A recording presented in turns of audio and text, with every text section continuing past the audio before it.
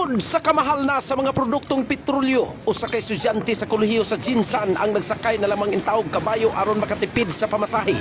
Nasayran ang maong estudyante nagtungha sa Golden State College sa Barangay Lagao Campus sa Jinsan nga maoy gihimong service ang kabayo padulong sa eskwelahan. Sa karon, ang pinakamahal nga fuel, ang diesel na ana sa 113 gisundan sa 105, samtang ang gasolina mupalo na sa 83 ngadto sa dulanoy binta na ang kada litro. Gani naanay usa ka inahan ang nityabaw na tungod sa pagmahal sa lana kay naa siya mga estudyante samantalang ang ilang income nagpabiling ubos ikumpara sa ilang mga galastuhan.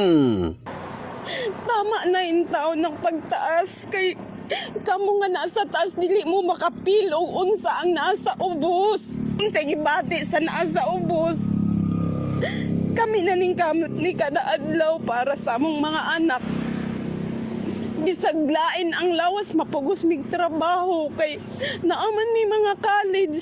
Ang istorya sa maong estudyante dili lang katawanan o talagsaon kun dili usa ka hulagway sa tinuod nga kahimtang sa daghang nga mga Filipino karon. Sa pagsaka sa presyo sa lana, pangandoy ang pirming unang masakripisyo.